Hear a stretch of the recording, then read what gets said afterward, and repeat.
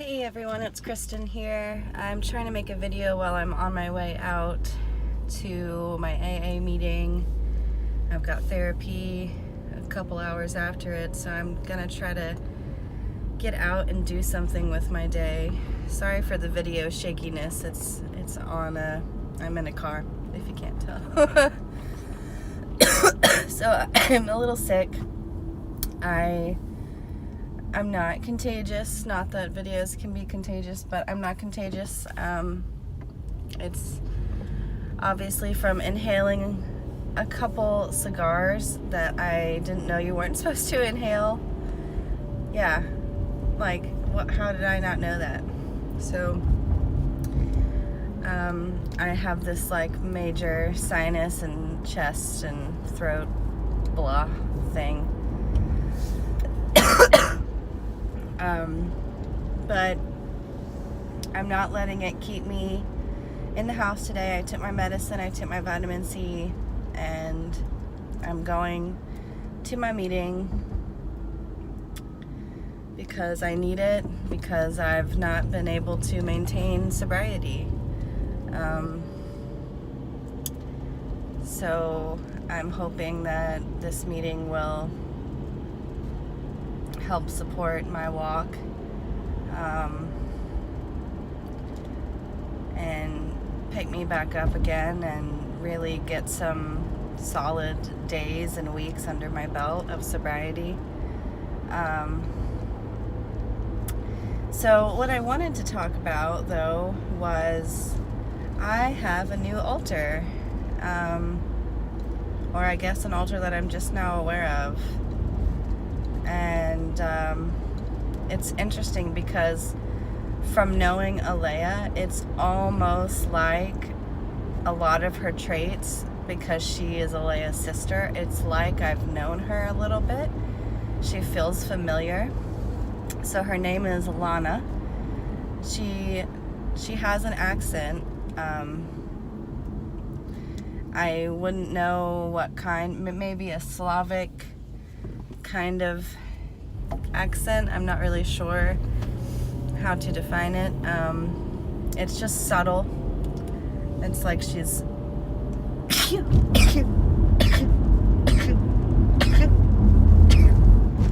excuse me. So seriously, I feel like I have a cold, but I don't. Maybe I do. So this video quality is just gonna be horrible. I'm so sorry. At least you can hear me. Her name is Lana. She's 23 when she comes in the body, but she is an immortal like Alaya in the inner world. She's got red, like Irish red hair. It's very pretty, very long, very wavy. Unlike Alaya, who has white hair, very straight. She is tall. She's very built. She is extremely... She gives you this feeling of the maiden. Like, you know, the mother, the maiden, and the crone. She feels like the archetype of the maiden. She's very sensual. She moves with the body differently than I do. She touches like her own face a lot, and her hair, you know, the hair. She holds herself to be a very feminine, sensual energy.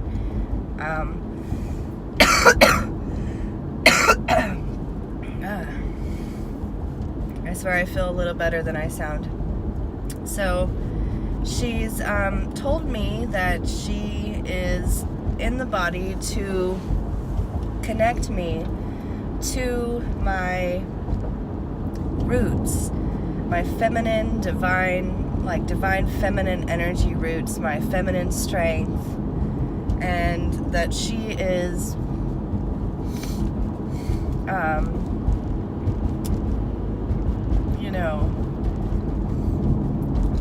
representing specifically my genetic feminine like priestess or shaman or warrior, like all in one. The role of the feminine in my genetic map. I'm gonna blow my nose, sorry guys. So that's interesting, because alaya I didn't know to be of, you know, like a Norse Irish map, so to speak. I didn't know for sure, but she is in Yggdrasil, the shamanic Norse map, so that makes sense. But they're sisters, they're twins, and she lives in the west where the forest is,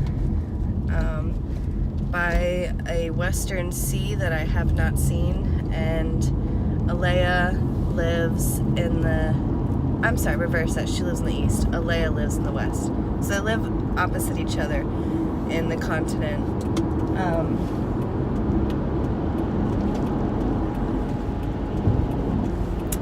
Verging on the highway, sorry. So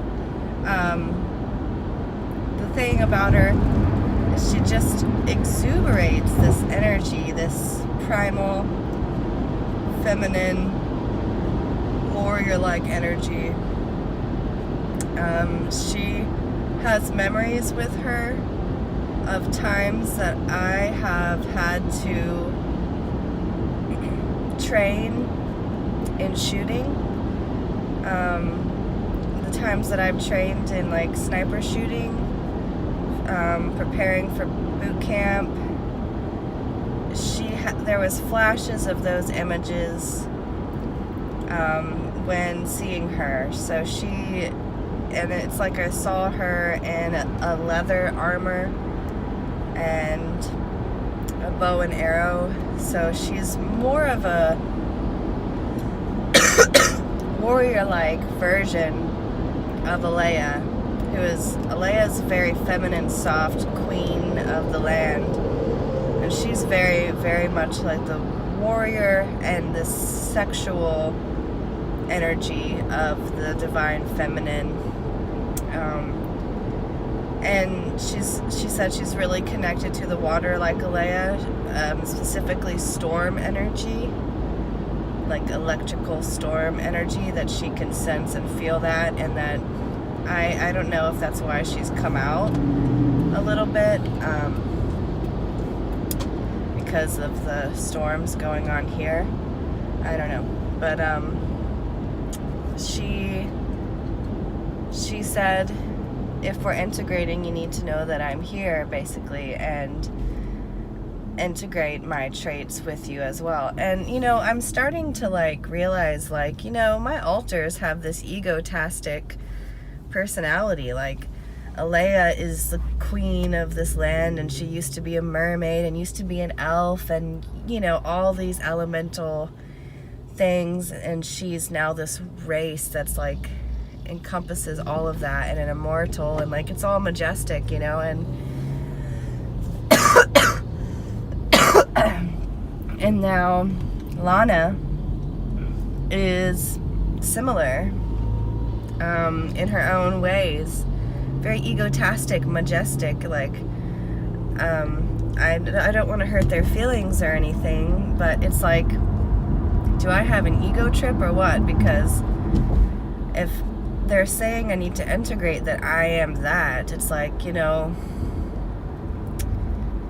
I can see, like, the potential of my genetics in, like, a war zone or in the Amazon jungle forever. Maybe I would rely on those connections, but I don't understand how integrating those personalities in with myself is relevant. But I do know that a lot of the inner warrior was activated in me through some military trainings that I went through, which I won't get into because it relates to my trauma. So, I don't know. I mean, I'm wondering what the theme is here. even Chris, who isn't